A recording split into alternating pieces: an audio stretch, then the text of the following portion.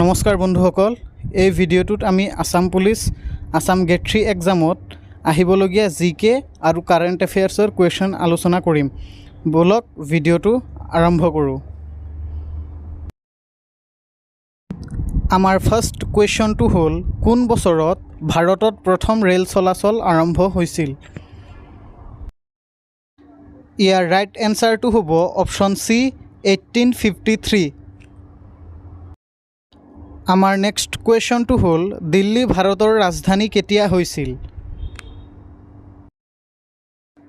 ইয়াৰ right এনচাৰটো হ'ব option B 1911, অৰ্থাৎ 1911 চনত দিল্লী ভাৰতৰ ৰাজধানী হৈছিল। আমাৰ নেক্সট কুৱেশ্যনটো হ'ল, ভাৰতৰ কোনজন প্ৰধানমন্ত্ৰীৰ সমাধিক শক্তিস্থল হিচাপে জনা যায়? ইয়াৰ ৰাইট এনচাৰটো হ'ব অপশ্যন এ ইন্দিৰা গান্ধী। আমাৰ নেক্সট কুৱেশ্যনটো হ'ল, ভাৰতীয় মহাকাশ গৱেষণা সংস্থাৰ তৃতীয়টো লঞ্চপেড ক'ত স্থাপন কৰা হ'ব? ইয়াৰ ৰাইট এনচাৰটো হ'ব অপশ্যন চি শ্ৰীহৰিকোটা। ভাৰতীয় মহাকাশ গৱেষণা সংস্থাৰ তৃতীয়টো লঞ্চপেড শ্ৰীহৰিকোটাত স্থাপন কৰা হ'ব। আমাৰ নেক্সট কুৱেশ্যনটো হ'ল, বৰ্তমান আন্তঃৰাষ্ট্ৰীয় অলিম্পিক সমিতিৰ সভাপতি কোন? ইয়াৰ ৰাইট এনচাৰটো হ'ব অপশ্যন এ থমাছ বাক। বৰ্তমান আন্তঃৰাষ্ট্ৰীয় অলিম্পিক সমিতিৰ সভাপতি থমাছ বাক। আমাৰ নেক্সট কুৱেশ্যনটো হ'ল, কোন ৰাজ্য বা কেন্দ্ৰীয় শাসিত অঞ্চলত খেলো ইণ্ডিয়া শীতকালীন খেল 2025 আয়োজন কৰা হৈছে?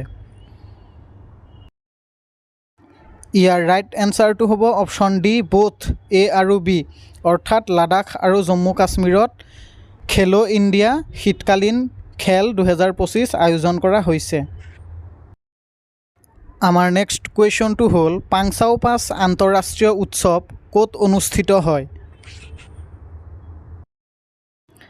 ইয়াৰ ৰাইট এনচাৰটো হ'ব অপশ্যন বি অৰুণাচল প্ৰদেশ। পাংচাও পাছ আন্তঃৰাষ্ট্ৰীয় উৎসৱ অৰুণাচল প্ৰদেশত অনুষ্ঠিত হয়। আমাৰ নেক্সট কুৱেশ্যনটো হ'ল, হোজাগিৰি ভাৰতৰ কোনখন ৰাজ্যৰ লোকনৃত্য?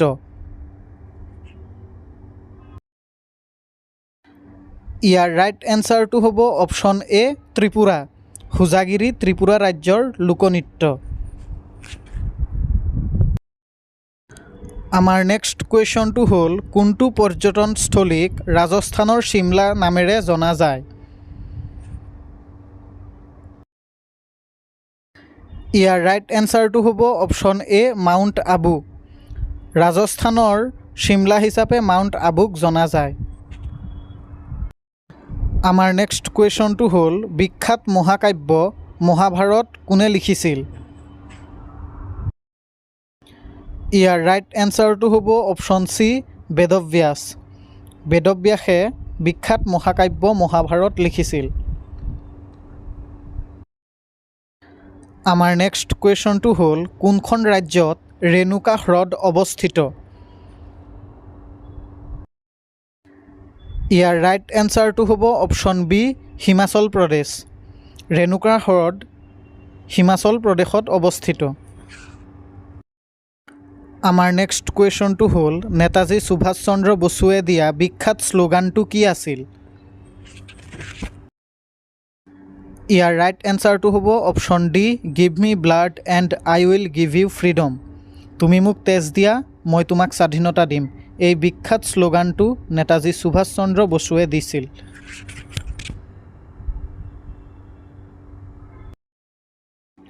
আমাৰ নেক্সট কুৱেশ্যনটো হ'ল, বিখ্যাত সোমনাথ মন্দিৰ কোনখন ৰাজ্যত অৱস্থিত?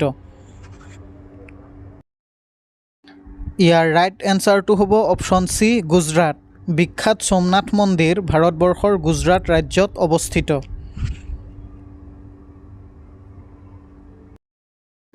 আমাৰ নেক্সট কুৱেশ্যনটো হ'ল, ভাৰতত কেতিয়া ৰাষ্ট্ৰীয় কন্যা শিশু দিৱস পালন কৰা হয়? ইয়াৰ ৰাইট এনচাৰটো হ'ব অপশ্যন এ 24 ফেব্ৰুৱাৰী। ভাৰতবৰ্ষত প্ৰত্যেক 24 ফেব্ৰুৱাৰী তাৰিখে ৰাষ্ট্ৰীয় কন্যা শিশু দিৱস পালন কৰা হয়। আমাৰ নেক্সট কুৱেশ্যনটো হ'ল কোনখন দেশত 2025 চনৰ ফিডে দবা বিশ্বকাপ অনুষ্ঠিত হ'ব? ইয়াৰ ৰাইট এনচাৰটো হ'ব অপশ্যন বি ইণ্ডিয়া, অৰ্থাৎ 2025 চনৰ ফিডে দবা বিশ্বকাপ ভাৰতত অনুষ্ঠিত হ'ব। আমাৰ নেক্সট কুৱেশ্যনটো হ'ল কেৰেলাৰ মহিলাৰ পৰম্পৰাগত সাজ পোছাকক কি বুলি কোৱা হয়? ইয়াৰ ৰাইট এনচাৰটো হ'ব অপশ্যন এ মুণ্ডুম নেৰিয়াট্টুম। আমাৰ নেক্সট কুৱেশ্যনটো হ'ল কোনজন মোগল সম্ৰাটক জিন্দা পীৰ বুলি জনা যায়? ইয়াৰ ৰাইট এনচাৰটো হ'ব অপশ্যন বি ঔৰংজেব। ঔৰংজেবক জিন্দা পীৰ বুলি জনা যায়। আমাৰ নেক্সট কুৱেশ্যনটো হ'ল কোন বছৰত আনুষ্ঠানিকভাৱে অসহযোগ আন্দোলন আৰম্ভ কৰা হৈছিল? ইয়াৰ ৰাইট এনচাৰটো হ'ব অপশ্যন এ 1920, অৰ্থাৎ 1920 চনত আনুষ্ঠানিকভাৱে অসহযোগ আন্দোলন আৰম্ভ কৰা হৈছিল। আমাৰ নেক্সট কুৱেশ্যনটো হ'ল গোপাল কৃষ্ণ গোখলেই কোন বছৰত ছাৰ্ভেণ্টছ অফ ইণ্ডিয়া ছ'চাইটি প্ৰতিষ্ঠা কৰিছিল?